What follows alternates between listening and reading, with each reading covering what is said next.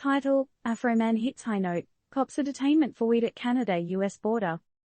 TLDR, Afroman, renowned rapper and ganja enthusiast, along with his crew, were halted at the Canada-US border. Amid the maple leaves, the feds found some green, a tiny amount of weed and a bottle of cannabis pain lotion. Though no arrests were made, the crew had to cough up $1,000 in fines. Because I got high, because I got high, because I got high goes the chorus of one of Afroman's biggest hits, and this week he found out the lyrics might have been a bit too prophetic. The Palmdale rapper's routine border crossing turned into a leafy episode of Cops, Border Patrol Edition. With a small stash of weed and a forgotten bottle of cannabis lotion, the rapper and his crew learned the hard way that even though marijuana has been legalized in many parts of the US, it still isn't the best travel companion. Especially when you're trying to cross international borders.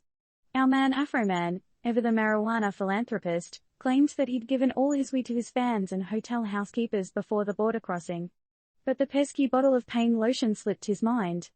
I mean, who amongst us hasn't lost track of our cannabis-infused body care products? Happens all the time, right? But here's the twist, the US Border Patrol also found a whopping $10,000 in the crew's vehicle. Now, before you ask what were they planning to do with all that cash? Start a ganja farm. Chillax. Apparently, the money was declared, so no harm, no foul on that front. What about the fallout? After a 5-hour detainment, Afroman was slapped with a $500 fine for the lotion. His DJ also had to cough up an equal amount for some cannabis gummies. The weed was confiscated, but luckily, no arrests were made. It seems the Border Patrol recognized it was all for personal use, or perhaps they are fans of Because I Got High.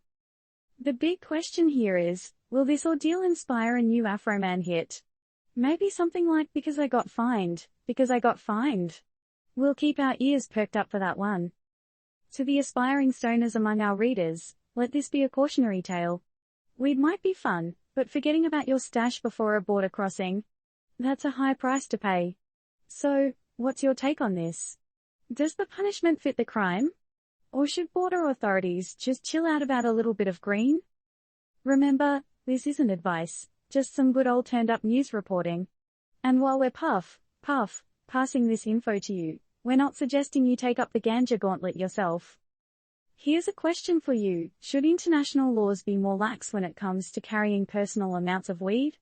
Or should border crossings remain strict to prevent potential drug trafficking? Leave your blazing hot takes in the comments.